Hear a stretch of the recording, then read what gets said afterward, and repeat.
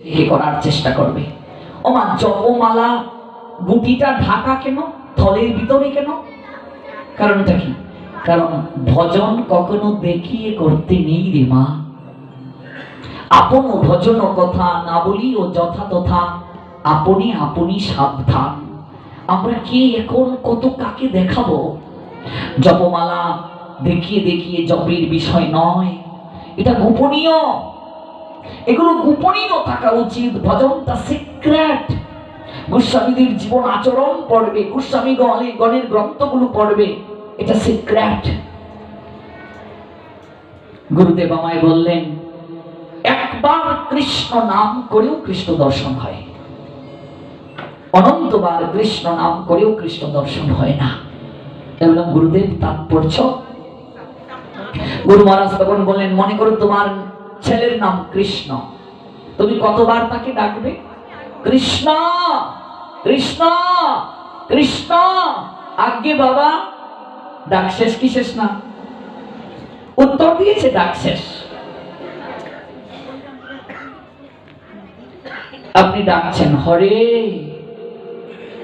কৃষ্ণ হরে কৃষ্ণ কৃষ্ণ কৃষ্ণ হরে হরে, হরে রাম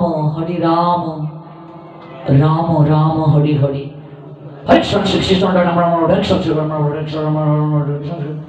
এই যে আমি দুবার উচ্চারণ করলাম, কোনটা হৃদয়ে গিয়ে গাঁথলো?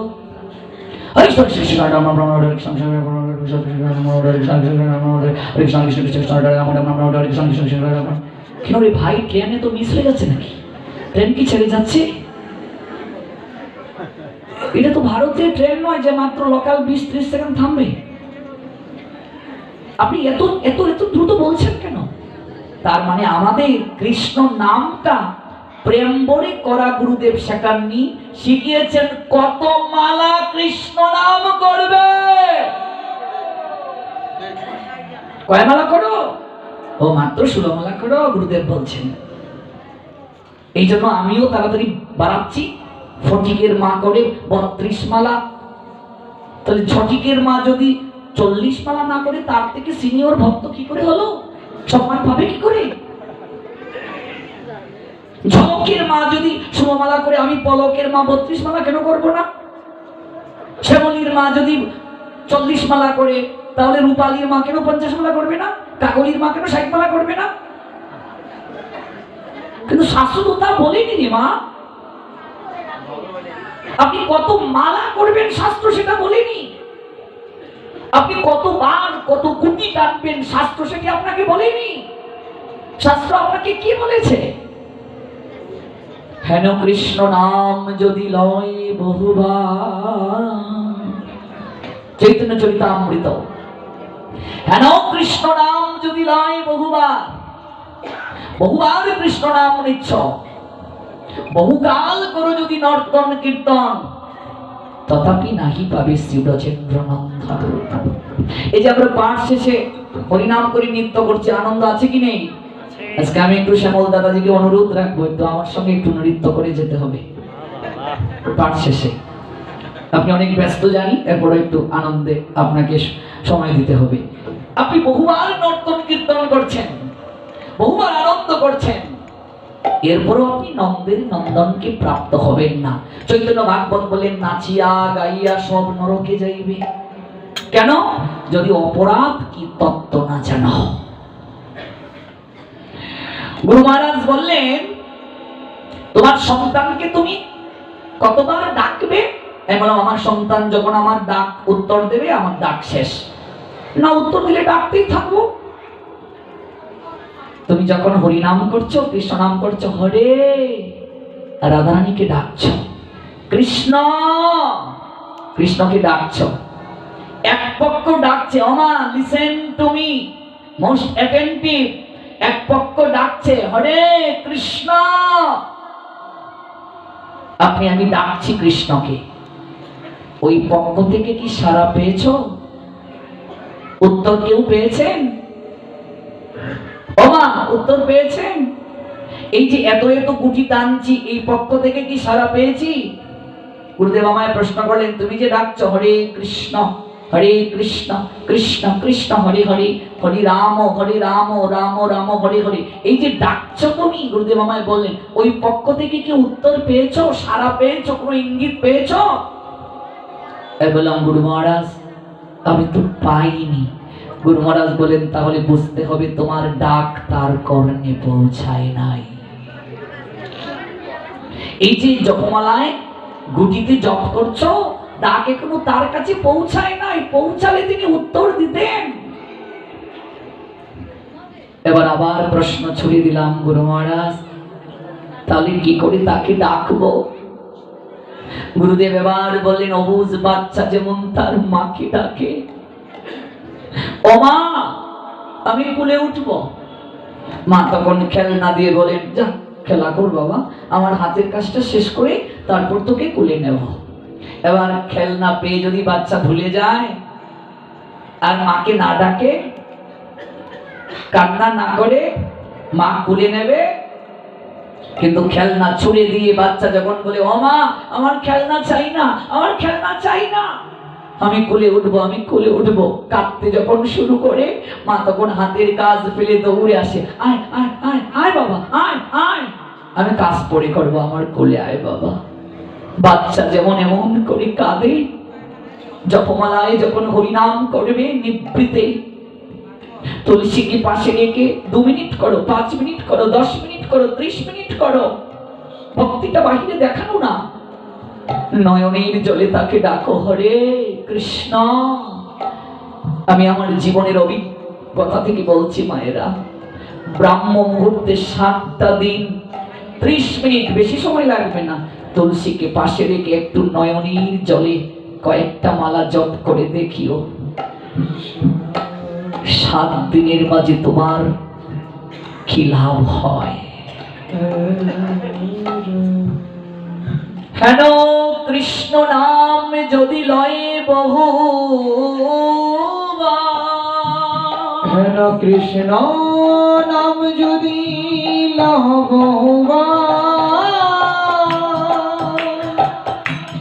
তথাপি না হয় অশ্রু না হয় কম্পুধা, তবে জানিবে মনে পাপ আছে প্রচুর, কৃষ্ণ রতি বীজিতাতে না হয় কবিরাজ গোস্বামী পাঠ জানালেন, হেন কৃষ্ণ নাম বহুবার নেয়ার পর যদি অষ্টশক্তিকের মাঝে একটা বিকারও না আসে, কম্পন শিহরণ শীত কাটা যদি শরীরে না দেয়, কম্পন যদি না আসে, লালা যদি না ঝরে মুখ দিয়ে, পুলকিত যদি না হয়, নয়নে অশ্রু যদি না ঝরে, বুঝবে কোনো সম্পর্কই হয় নাই জপমালার সঙ্গে, কিচ্ছু হয় নাই, কিছুই হয়নি। কাঁদতে থাকো অবুঝ বাচ্চার মতো, কৃষ্ণ কৃষ্ণ বলে, দেখবে দুটো হাত তুলে গোবিন্দ একদিন আসবে তোমায় কোলে তুলে নেওয়ার জন্য।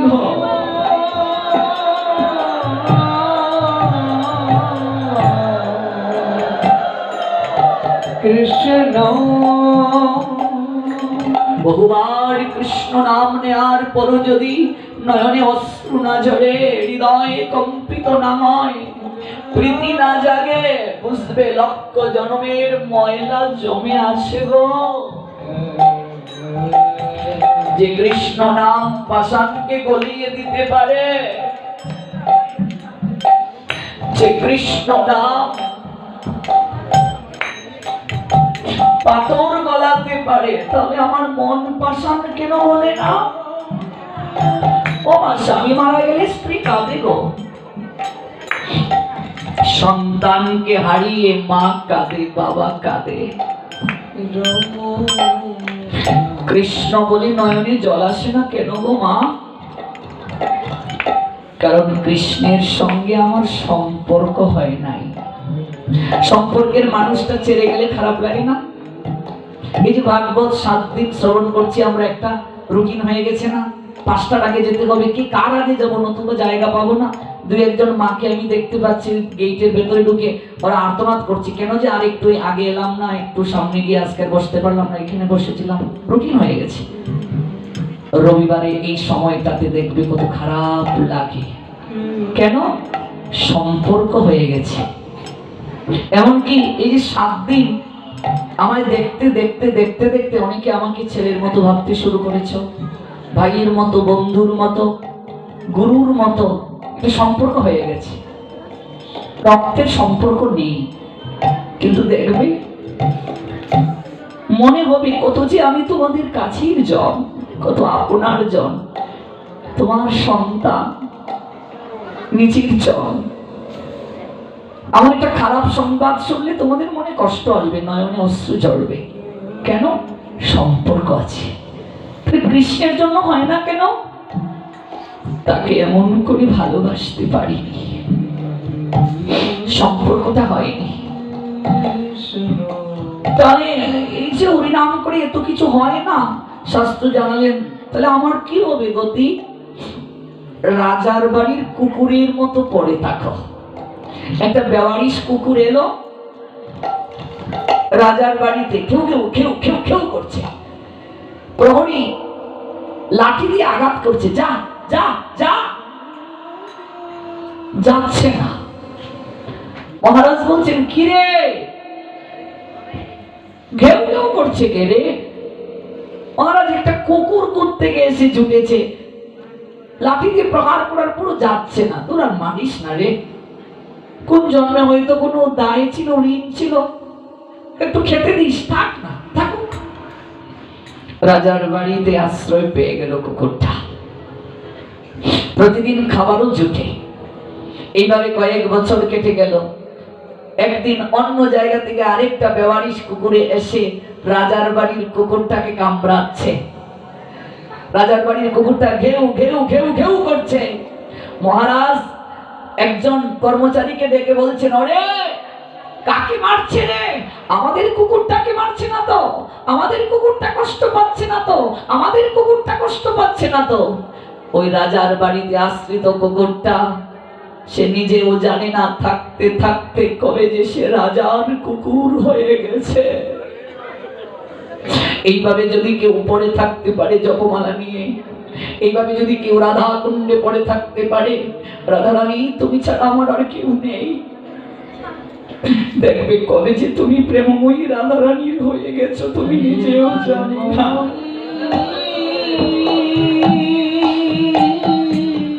গুরু চরণে এমন করে পড়ে থাকতে হয়, কবে যে তুমি গুরুদেবের হয়ে যাবে তুমি নিজেও জানবে না। মারে, কাঙ্গাল না হলে কাঙ্গালের ঠাকুরের কৃপা পাওয়া যায় না।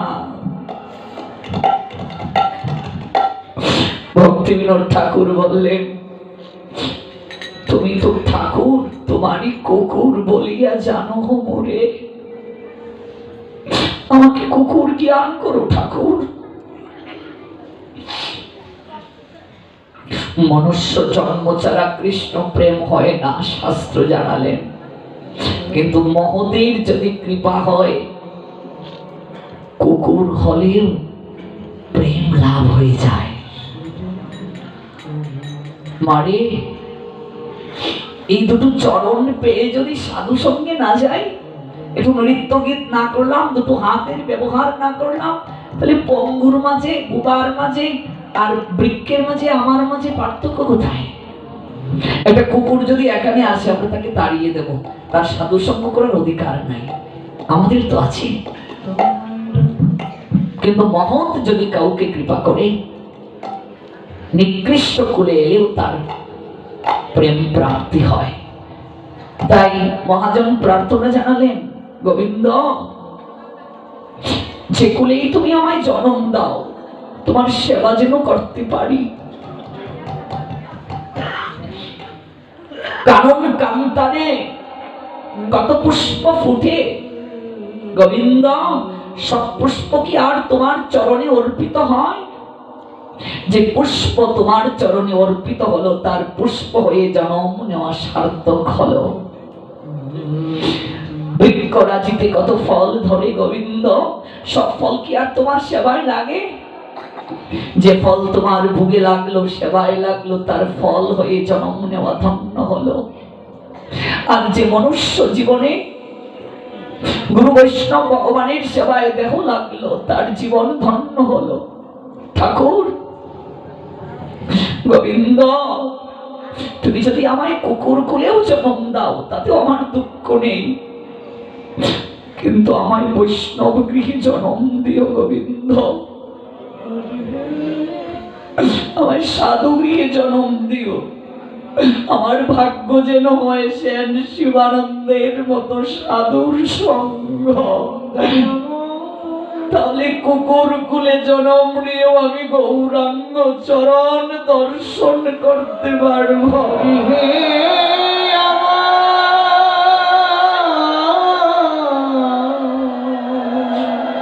নবদ্বীপের সমাজ বাড়ি আপনারা নিশ্চয়ই গিয়েছেন।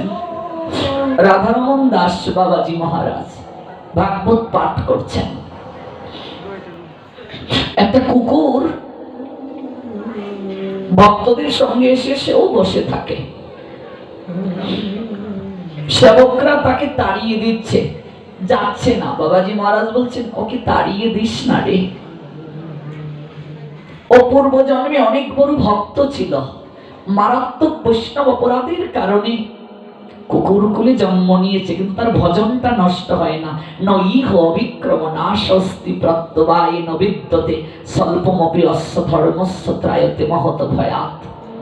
ভজন নষ্ট হয় না, ভক্তের বিনষ্টি নাই, ভগবানের বিনষ্টি নাই।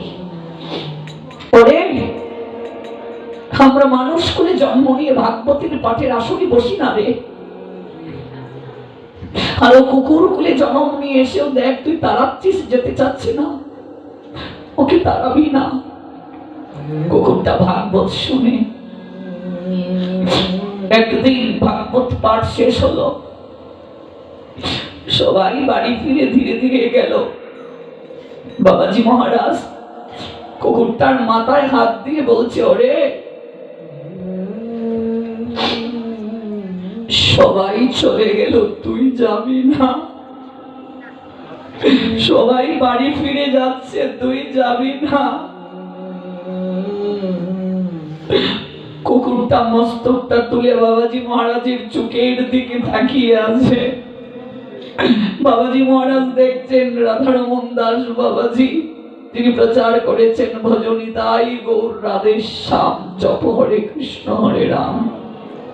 তার চোখ বেয়ে ঝরঝর করে জল ঝরছে কুকুরটার। তুই যাবি না রে, সবাই যে বাড়ি ফিরে যাচ্ছে। কুকুরটার চোখ বেয়ে জল ঝরছে, হয়তো কুকুরটা বাবাজিকে বুঝাচ্ছিল, বাবা সবাই তো অনিত্য নিকেতনে বাড়ি যাচ্ছে, আমি আমার মূল বাড়িতে যাওয়ার জন্যই তোমার প্রান্তে চেয়ে আছি, কিরে তুই যাবি না? কুকুরটার মস্তকটায় যখন হাতটা বুলিয়ে দিলেন রাধারমন দাস বাবাজি, কুকুরটা বাবাজির চরণে লুটুপুটি খেল।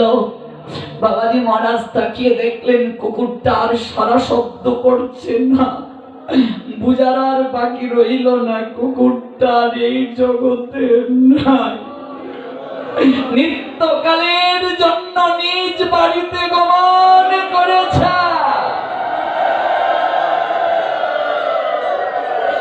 রাধারমন দাস বাবাজি মহারাজ কুকুরটাকে বুকের মাঝে জড়িয়ে ধরে কেঁদে কেঁদে বললেন, ওরে তোর কত সৌভাগ্য, ভাগবত শুনতে শুনতে ভাগবতের আসরে তোর জীবনের বেলা ডুবে গিয়েছে রে, আমায় তুই কৃপা করিস না,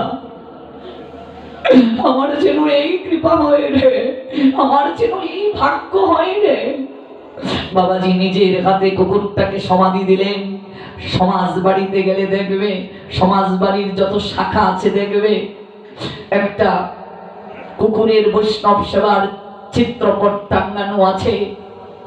রাধারমন দাস বাবাজি মহারাজ নিজের হাতে কুকুরটার সমাধি দিলেন।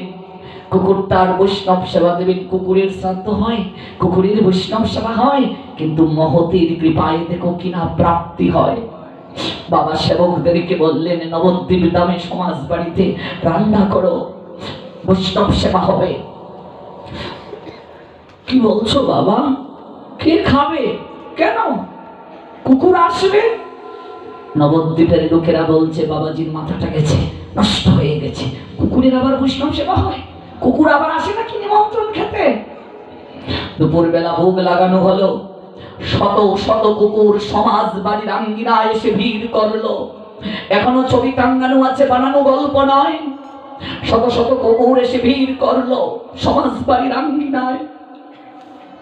বাবাজি নিজের হাতে প্রসাদ দিলেন।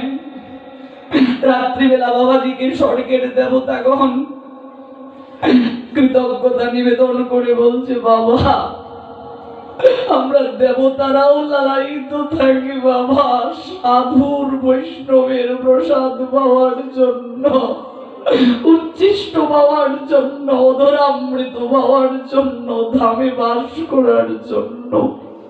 বাবা আপনার জন্য আমরা কুকুর রূপ ধারণ করে সমাজ বাড়িতে গিয়ে বৈষ্ণবের উচ্ছিষ্ট গ্রহণ করতে পেরেছি। মহতের কৃপা দেখো কাকে বলে, সাধু কৃপা দেখো কাকে বলে। মহতের কৃপায় শিবানন্দের সাহচর্যে কুকুরের প্রাপ্তি হলো গৌরাঙ্গ চরণ। আমার আজও মনে আছে, এই যশোরেরই নওয়াপাড়া ভাগবত সপ্তাহ আমার ছিল পালপাড়ায়। শিবানন্দের কুকুর উদ্ধার লীলা প্রসঙ্গক্রমে আমার পাঠ চলছিল। ঠিক সেই সময় নিত্যলীলায় প্রবিষ্ট ব্রজের মুকুটমণি অষ্টোত্তর শতশ্রীল মুরারি দাস বাবাজি মহারাজ, তিনি কচাতলায় 64 মন্ত্রের ভোগ রাগ করবেন। তিনি এসেছিলেন ওই পালপাড়ায় ভাগবত সপ্তাহে দর্শন দেওয়ার জন্য। ভক্তরা পাশে একটা আসন দিল, আমি বেশাসনে পাঠ করছি, পাশে একটা আসন দিল, বাবাজি মহারাজ বসলেন। তখন সুবল দাদার মোহন্ত টিকা হয় নাই, শ্যাম সুন্দর দাস বাবাজি তিনি হননি। বাবা এলেন, পাশে বসলেন। যখন শিবানন্দের কুকুর উদ্ধার লীলাটা প্রসঙ্গে চলছিল, শুরু করলাম, আমার এখনো মনে আছে সে কি কান্না ওনার, নয়ন বেয়ে অশ্রু ঝরা, আর লালা ঝরছিল মাঝে মাঝে কাঁপুনি। পাঠ শেষে তিনি আমার মাথায় হাত দিয়ে বলেছিলেন, আপনি যে কোথায় যাবেন আপনি নিজেও জানেন না। আমি বাবাকে বলেছিলাম, বাবা আপনি আমায় তুমি করে কিংবা তুই করে বলুন। বাবা বললেন, জীবে সম্মান দেবে জেনে কৃষ্ণ অধিষ্ঠান। আপনি যে কোথায় যাবেন আপনি নিজেও জানেন না। বাবা আমার পাঠের পর 40 মিনিট আলোচনা রেখেছিলেন, আর বলেছিলেন, সুবল ওই ছেলেটাকে 64 মন্ত্রের ভোগ রাগে পাঠে নিয়ে আসবে। আমি ওর মুখে গৌর কথা শুনতে চাই, নিতাই কথা শুনতে চাই।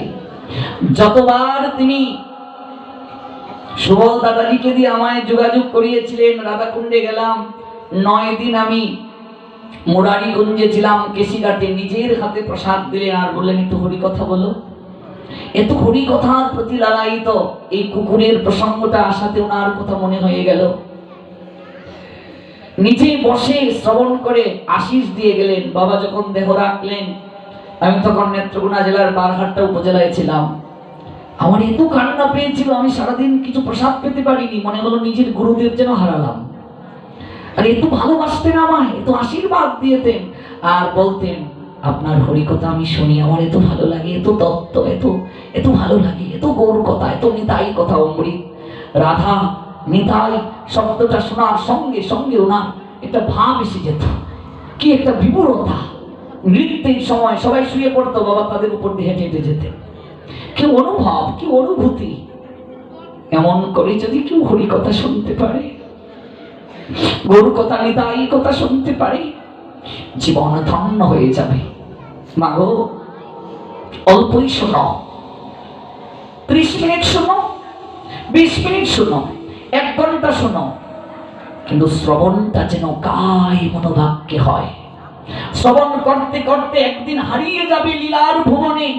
দেখবি চোখের সামনে ভেসে উঠছে ব্রজবন, মনে হবে তুমি বৃন্দাবনে আছো, তুমি চোখ বন্ধ করে আছো, লীলা শুনছ।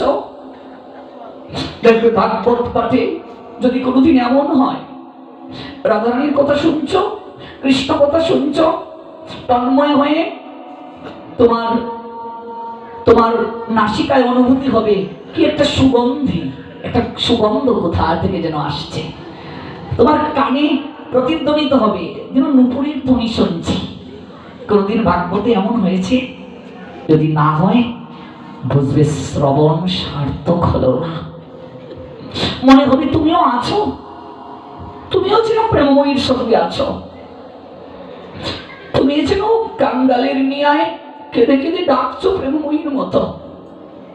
রাধারানী জানালেন শ্রবণটা কেমন হবে। ও সখী রে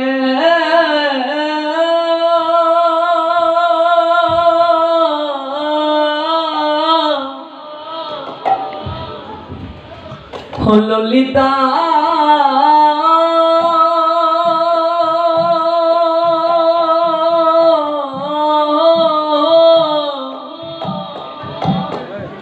আমার মরম সখী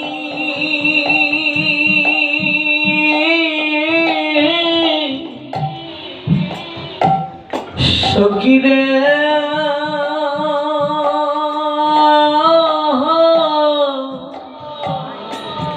কেবা শোনাইল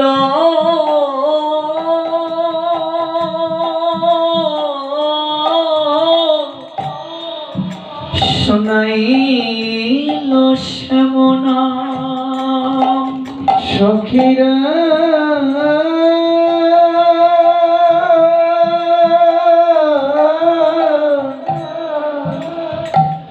ওরে ললিতা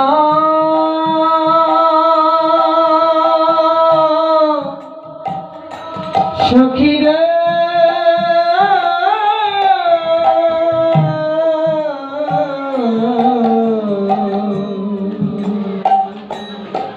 সখীরে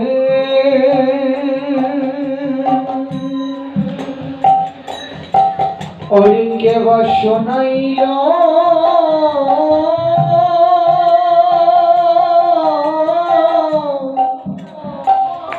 শ্যামনা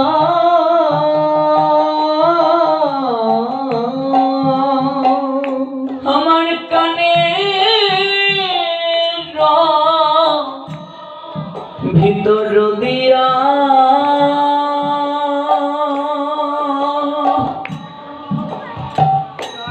ও সখী রে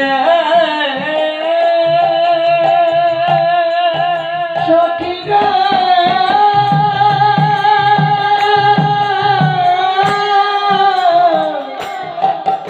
প্রাণ সখী আমার সখী রে কানের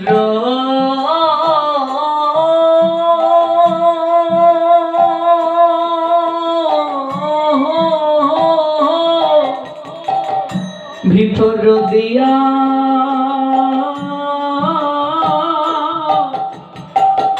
আমার মরমে বসিল গো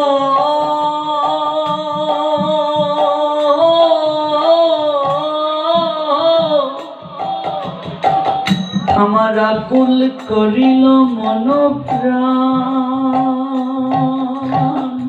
আমার কানের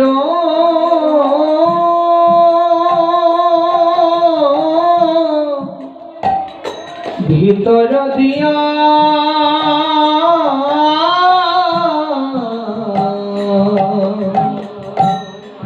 মরমে পশিল গো আকুল করিল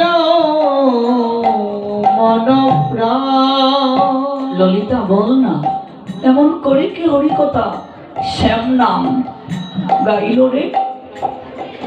ও সখী, কে শোনালো ওই কথা? কানের ভিতর দিয়ে এই কথা যখন আমার মরমে পশিল, মরম মানে হৃদয়, পশিল মানে পৌঁছল, কানের ভিতর দিয়ে এই কথা যখন আমার মরমে গেল, সখীরে আমার আকুল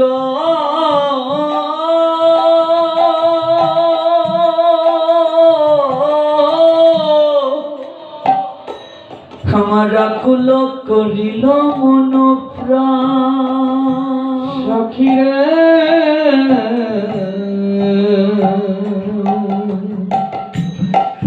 প্রাণ সখী আমার,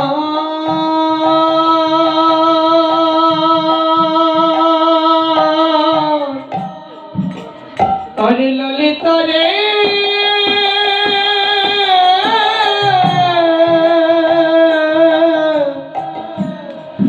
ললিতা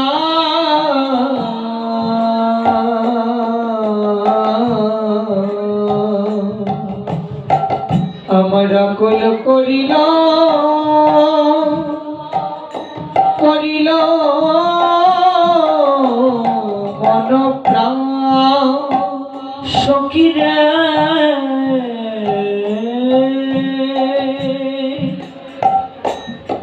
আমি আমার মাঝে আর থাকি না,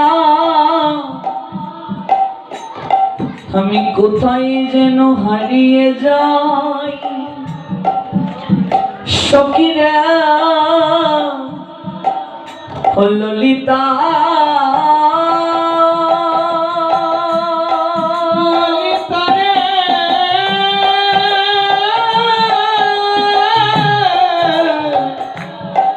ললিতা রে ওরে সখী আমার, আমি কোথায় যেন হারিয়ে যাই। আমি কোথায় যেন হারিয়ে যাই। আমি আমার মাঝে থাকি না রে, আমি আমার মাঝে থাকি না রে। আমি কোথায় যেন হারিয়ে যাই। কোথায় যেন হারিয়ে যাই। যখন এমন হবে হরিকথা শুনতে শুনতে যখন আর নিজের মাঝে থাকবো না, আমি আসলে আছি কি নাই, আমি আছি কি নাই বুঝতে পারছি না। আমার দেহটা আছে, মন যেন চলে গেছে মধুময় বৃন্দাবনে। আমি কোথায় যেন হারিয়ে যাই, আমি আমার মাঝে নাই। কানের ভিতর দিয়া মরমে পশিল গো আকুল করিল মন প্রাণ। যদি এমন করে আমি শ্রবণ করতে পারি, ভাগবত পাঠে যখন আমরা আসব, চেষ্টা করব যেন এই 2-3 ঘন্টা সময় সংসার থেকে নিজেকে সরিয়ে আনতে। যত ঝামেলা আছে, যত ভার আছে, দায়িত্বের ভার, কর্তব্যের ভার, ব্যবসা বাণিজ্যের ভার, স্ত্রী পুত্র কন্যা স্বজনাদির ভার, 2-3 ঘন্টা সময়ের জন্য মস্তক থেকে নামিয়ে নাও, নামিয়ে দাও। নামিয়ে দিয়ে তারপর গৌর গোবিন্দের প্রেমরসে মগ্ন হও, দেখবে জীবন ধন্য হয়ে যাবে। কি দিয়া বান্ধিল পরাণ আমার,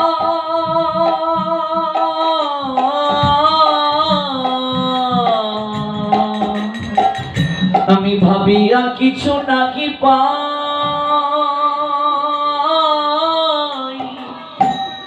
যেদিকে নিরকি শ্যামল সুন্দর, মোহন মাধুরী দেখিতে পাই। সখীরে কি দিয়া বান্ধিল পরাণ আমার, আমি ভাবিয়া নাহি পাই। যেদিকে নিরকি শ্যামল সুন্দর, মোহন মাধুরী দেখিতে পাই। শ্যাম ছাড়া কিছু দেখি না রে, শ্যাম ছাড়া কিছু দেখি না রে, শ্যাম ছাড়া কিছু দেখি না রে, শ্যাম ছাড়া কিছু দেখি না রে। সর্বত্র যেদিকে তাকাবেন আপনার আরাধ্য প্রভু দাঁড়িয়ে আছেন। আশপাশের পরিবেশটা, বাতাসটা পবিত্র হয়ে গেছে। এখানে একবার যে ঢুকবে কিছুটা সময়ের জন্য হলেও তার অন্তর কোথায় যেন হারিয়ে গেছে, হতে বাধ্য। এই পরিবেশটার এত শক্তি এখন। এই সপ্ত দিবসের মাঝে আশেপাশে যদি কেউ মারাও যায় তার বৈকুণ্ঠ গতি প্রাপ্তি হবে। ভাগবত পাঠ যেখানে হয় আশেপাশের বাতাসটা পবিত্র হয়ে যায়, শক্তিশালী হয়ে যায়।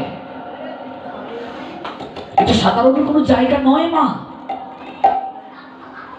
ভাগবত পাঠে যদি ভগবানের কথা শুরু হয়, নদী, তীর্থ, ধাম, মুনি, ঋষি, যোগী সবাই এসে বসেন।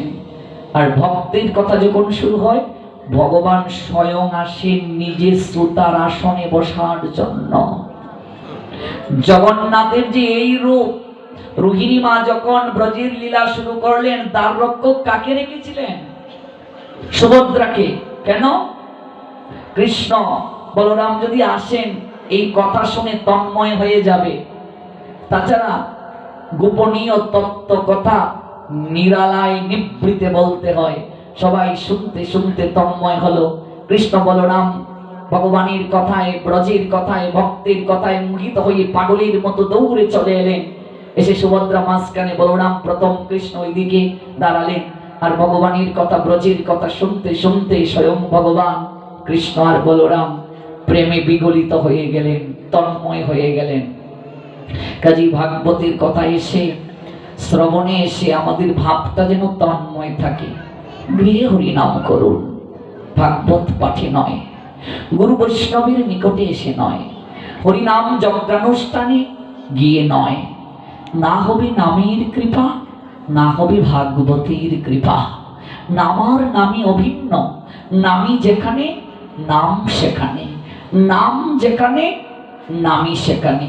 এবার মনে প্রশ্ন জাগতে পারে, তাহলে বড় বড় বাবাজি মহারাজরা যে করেন, এই নিয়ে আমি কোনো কথা বলবো না, এই নিয়ে কথা বলার শক্তি আমার নেই। তবে আমি এই কথাটা বলতে পারি, আমি যে উদাহরণটাকে দিলাম, স্রোতস্বিনী, স্রোতের ধারায় যে নদী স্রোতবতী, সেখানে একটা পশু মরে থাকলে, সেখানে কোনো পাপ অপরাধ থাকলে সেটা কখনো দূষিত হতে পারে না। কিন্তু আমরা আবদ্ধ জলাশয়, জানি না আপনাদের ক্ষেত্রে, আপনারা হয়তো স্রোতস্বিনী হতে পারেন, কিন্তু আমি আমার কথা বলছি, আবদ্ধ জলাশয়, এখানে যদি একটা পাপ অপরাধ গ্রাস করে, এটাকে সহজে পরিমার্জন সম্ভব নয়, সম্ভব নয়। শ্রবণটা যেন কায় মনোভাগ্যে হয়। পরীক্ষিত 7 দিন 7 রাত ভগবানের কথা শ্রবণ করলেন, জল গ্রহণ করলেন না, আহার গ্রহণ করলেন না, গুরুদেবের আহ্নিক মন্ত্র পর্যন্ত জপ করলেন না। 6 দিন পাঠ শ্রবণ করে সপ্ত দিবসের প্রাতকালে পরীক্ষিত করজোড়ে বললেন, হে মহাত্মা, আপনি অবগত আছেন আমি 6 দিন যাবৎ কিছু আহার করিনি, কিন্তু আমি ক্লান্ত নই, আমি শ্রান্ত নই। আপনি কথা সংক্ষিপ্ত করবেন না, আরো বিস্তৃতভাবে আমায় শ্রবণ করান। আমার প্রাণ বড় উচাটন, আমার আরো শুনতে ইচ্ছে হচ্ছে, আমার আরো শুনতে ইচ্ছে হচ্ছে। কি করে যে সময় চলে যাচ্ছে আমি বুঝতে পারছি না। দেখুন 3 ঘন্টা হয়ে গেছে, কখনো কি বুঝতে পেরেছেন? 8টা বেজে গেছে, কি করে বুঝতে পেরেছেন? তন্ময় ভাব এলে এমন হয়। আমি ক্লান্ত নই, আমাকে শ্রবণ করান গুরুদেব। সুখদেব গোস্বামী পাদ অবাক হলেন। শ্রোতার যত মনোযোগ বর্ধিত হবে, শ্রোতার আকাঙ্ক্ষা যত তীব্র হবে, বক্তার আস্বাদন করতে আরো মন চাইবে, আরো মন চাইবে, আরো মন চাইবে। এই জন্য রসিক শেখরের কথা রসজ্ঞ ভক্ত ছাড়া পরিবেশন করতে নেই। সামনে কারা বসবে? রসিক ভক্ত যারা। ভক্তদেরও ক্যাটাগরি আছে। রসিক ভক্তগণ সম্মুখে বসবে, নতুবা রসিক শেখরের কথায় বিভ্রান্তি সৃষ্টি হবে, অপরাধ হবে, শ্রদ্ধা নষ্ট হবে। শ্রদ্ধাবান অনশুবচ শ্রীনুয়াত অপিয়া নরহ সপি মুক্ত শোভান লোকান প্রাপ্নুয়াত পুণ্য কর্মনাম। কেউ যদি শ্রদ্ধার সঙ্গে এই কথা শ্রবণ করে, সপি মুক্ত শোভান লোকান প্রাপ্নুয়াত পুণ্য কর্মনাম, সে পুণ্য কর্মকারীদের ন্যায় অচিরেই দুঃখময় সংসার সাগর থেকে উদ্ধার হয়ে চলে যাবে। চৈতন্য চরিতামৃতে মধ্যলীলার দ্বাবিংশ পরিচ্ছেদের 32 নং পয়েরে কবিরাজ গোস্বামী পাদ বললেন, সাধু সঙ্গে কৃষ্ণ ভক্তি শ্রদ্ধা যদি হয়, ভক্তি ফল প্রেম হয়, সংসার যায় ক্ষয়। সংসারের কামনা বাসনা তখনই ক্ষয় হবে, নষ্ট হবে। আমরা এমন করে যখন শ্রবণ করতে পারবো। আজকে হরিবাসর তিথি, শ্রেষ্ঠ তিথি। হরি ভক্তের সঙ্গে মিলিত হওয়ার জন্য এই তিথিকে আশ্রয় করে আসেন। তা দিয়ে শুরু করেছিলাম এবং বলেছিলাম, রাত জাগরণ ব্যতীত কখনো একাদশী সম্পূর্ণ হয় না। একাদশী স্বয়ং ভগবানের ললনা, মমতাময়ী ললনার রূপ। এই রূপ ভগবানকে ধারণ করতে হয়েছিল এক অসুরকে বধ করার জন্য। এই মুরা নামক অসুরের প্রসঙ্গ করতে গিয়ে মহাদেবের প্রসঙ্গে এলো। তারপর আমরা একটা অসুরের কথা জানলাম, যে তুমি আমাকে এই বর দাও, আমি যার মাথায় হাত রাখবো সেদিনও বর্ষ হয়ে যায়। মনে আছে তো? এবার আবার ফিরে এলাম পূর্ব প্রসঙ্গে। অসুর এবার মহাদেবকে বলছে, তুমি যে আমায় বর দিলে, বরটা ঠিক আছে কিনা একটু পরীক্ষা করে দেখি। যার দিকে তাকাবো, যার মাথায় হাত রাখবো সে বর্ষ হয়ে যাবে। আমি তোমার মাথায় হাত রেখে দেখতে চাই বর ঠিক আছে কিনা। এবার মহাদেব দৌড়াতে শুরু করছেন। ভগবান বললেন, এমনও বর দেয়া যায়? ভগবান তখন মোহিনী রূপ ধারণ করে এসে বললেন, অসুর দৌড়াচ্ছ কেন? বলছে, তুমি আমায় মোহিত করার চেষ্টা করিও না। ওই মহাদেব আমায় বর দিয়েছেন, যার মাথায় হাত রাখবো সে বর্ষ হবে। বললাম, তোমার মাথায় হাত রেখে দেখি ঠিক আছে কিনা। ও দৌড়াচ্ছে, তার মানে নিশ্চয় গলদ আছে। এবার ভগবান মোহিনী রূপ ধারণ করে বলছেন, বোকা কোথাকার, আমি জানতাম তুমি বুদ্ধিমান, তুমি তো একেবারে বোকা। আমি বোকা কি করে? আরে বোকা, বর ঠিক আছে কিনা, বর কার্য প্রসূ হচ্ছে কিনা, এটা জানার জন্য মহাদেবের পিছনে দৌড়াতে হয়, মহাদেবের মাথায় হাত রেখে দেখতে হয়। তুমি তো তোমার মাথাতে হাত রেখে দেখতে পারো বর ঠিক আছে কিনা। দেখো, মোহিনীকে রমণী, একটা নারী, নারীর মাঝে এই মোহন করার শক্তি আছে। একবার যদি কোনো পুরুষ ওই শক্তিতে ডুবে যায়, কোনোদিন তার ভজন হয় না, সাধন হয় না। যে নিজের মাথায় হাত রাখলো, বলো হরি, আর সেই মহাদেবের আরাধনা করলো আরেক অসুর যার নাম মুরা। ওই মুরা স্বর্গ মর্ত পাতালকে জয় করে দেবতাদেরকে বিতাড়িত করলো। মহাদেব বর দিলেন তার মৃত্যু হবে না পুরুষের দ্বারা। তাই দেবতারা ভগবানের কাছে প্রার্থনা করলেন। ভগবান নিজেও এলেন মুরাকে মারতে, ভগবান শ্রীহরি।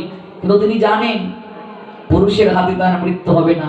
তাই তার শরীর থেকে এক অপূর্ব সুন্দরী রমণীর সৃষ্টি হয়, আবির্ভাব হয়। এই অপূর্ব সুন্দরী রমণী মুরা নামক অসুরকে বধ করলেন। ওই ভগবানের এই মমতাময়ী করুণাময়ী মাতৃ তথা ললনা রূপী হলো একাদশী। বুঝলে? ওই একাদশী, এটা হচ্ছে একটা তত্ত্ব।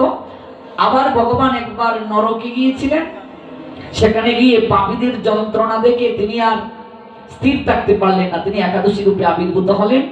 পাপ পুরুষকে ভগবান সৃষ্টি করেন, আমাকে একটা থাকার জায়গা দাও।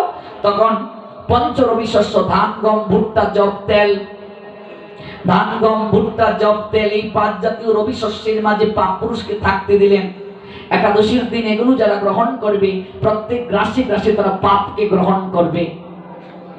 মনে রাখবে মহাপ্রভুর নিজের মুখের কথা, শ্রী নাম ভজন আর একাদশী ব্রত এক তত্ত্ব, নিত্য জানি হও তাতে রত।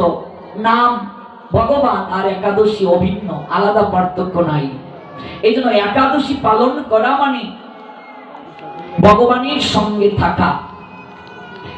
এটা তো আমরা জানলাম লীলাগত দিক থেকে, কিন্তু বিজ্ঞান কি বলেছে উপবাস নিয়ে? জ্যোতিষীরা কি বলছেন, দার্শনিকরা কি বলেছেন, এই তত্ত্বটা আগামীকাল আপনাদেরকে জানাবো। বিজ্ঞান কি বলেছেন উপবাস নিয়ে। মহাপ্রভু তার মাকে পর্যন্ত ছাড় দেননি।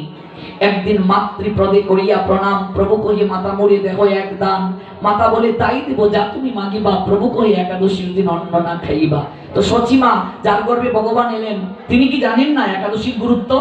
কিন্তু ভগবান মাকে দিয়ে জগৎকে শিক্ষা দিলেন, আমার মা একাদশী ব্রত করছেন না, আমি তাকে ছাড় দেই নাই, তোমাদেরকে দেব। সব পাপের একটা প্রায়শ্চিত্তের বিধান আছে। একাদশীতে যারা অন্ন গ্রহণ করবে এই পাপের ক্ষমা নাই, ক্ষমা নাই, ক্ষমা নাই। 8 বছর বয়স হয়ে গেলেই একাদশী ব্রত শুরু করতে হয়, 80 বছর বয়স পর্যন্ত। যারা অসমর্থ অপারগ, বয়স হয়ে গেছে, রোগী সুখে আক্রান্ত, তারা ফলমূলাদি সবজি পেয়ে ঔষধ পেয়ে একাদশী করতে পারবে। কিন্তু অনুকল্প একেবারে কম। একাদশীর যথাযথ কৃপা কিছু পেয়ে করলে, জল ছাড়া আর কোনো কিছু পেয়ে একাদশী করলে একাদশীর কোনো কৃপা পাওয়া যায় না, খেয়ে দিয়ে উপবাস হয় না। তবে আপনি আগেরকার দিনে পড়াশোনা করেছেন, stand, star, first division, second division, third division, তারপর কি ফেল। থার্ড ডিভিশন যারা পায় ওরা কি চাকরির পরীক্ষায় অ্যাটেন্ড করতে পারে? আপনি ফলমূল জল সবজিকে একাদশী করলেন, একাদশী হবে, আপনি থার্ড ডিভিশন পেয়েছেন, আপনার কোনো রেজাল্ট হবে না, জিরো। চাকরির পরীক্ষায় কোনো রেজাল্ট নাই, আপনি জিরো পেয়েছেন। সনাতন গোস্বামী পাদ ডিরেক্ট জানিয়ে দিলেন, জল ব্যতীত আর কোনো কিছু পেয়ে যদি কেউ একাদশী করে, একাদশী হবে কিন্তু একাদশীর রেজাল্ট জিরো। এই যে ধাম পরিক্রমা করে এলাম, এখন পর্যন্ত কিছু আহার করিনি, 3 ঘন্টা লেকচার দিচ্ছি, ক্লান্ত মনে হচ্ছে? তারপর আবার নাচবো 40 মিনিট, তারপর আবার 1টা থেকে গৌর গোপীনাথ মন্দিরে আবার পাঠ দেব, ক্লান্ত মনে হচ্ছে? সাধনাই মানুষকে শক্তিশালী করে। শরীর হচ্ছে মহাশয়, যাহা সহ তাই সয়। আমাদের প্রত্যেকটা পোলাপান এভাবে করে। আমাদের গুরুদেবের একবারে ডিরেক্ট নির্দেশ, তার কাছ থেকে দীক্ষা পেতে গেলে নির্জলা ব্রত করতে হবে, রাত জাগরণ করতে হবে, নইলে তিনি দীক্ষা দেন না। অনেক কঠোর আমাদের গুরুদেবের কাছ থেকে দীক্ষা নেয়া। এবং যদি কেউ এইভাবে করতে পারে, আমি গতকালও বলেছিলাম, আপনি একেবারে করুন তা নয়, অভ্যাস করুন। দুপুর 12টা পর্যন্ত থাকার চেষ্টা করুন, পরের একাদশীতে 1টা পর্যন্ত। শরীর খারাপ লাগছে খেয়ে নিন। পরের একাদশীতে সন্ধ্যা 6টা পর্যন্ত। শরীর খারাপ লাগছে খেয়ে নিন। যে আমার কথা শুনে আপনি আজই একেবারে না খেয়ে থাকুন, তারপর আপনাকে বলো হরি হরি বল বলে কাঁধে চড়িয়ে নিয়ে যেতে হবে, আর তারপর পরিবার থেকে আমার উপরে আসবে, চাপ আসবে। আমি বলছি না আপনি আজই করুন, আমি কেবল বলছি আপনি অভ্যাস যোগ অবলম্বন করুন। শরীর হচ্ছে মহাশয়, যা সয় তাই সয়। অনুকল্প, যারা অপারক তারা অনুকল্প পাবে। অনু মানে কি? বিজ্ঞানের স্টুডেন্ট, অনু মানে কি? অনু মানে কি? শ্যামার চালের পায়েস, বড় বড় সাবু দিয়ে বাদাম দিয়ে সবজি, অনুকল্প। অনুকল্প মানে কি? 3 বেলা 4 বেলা ফল, জলেরও পরিমাণ আছে। এজন্য একাদশী সকল ব্রতের রাজা। একাদশীতে শাস্ত্রের কোন জায়গায় একটা শ্লোক নাই যে খাওয়া যাবে, খেয়ে কখনো উপবাস হয় না, হয় না, হয় না।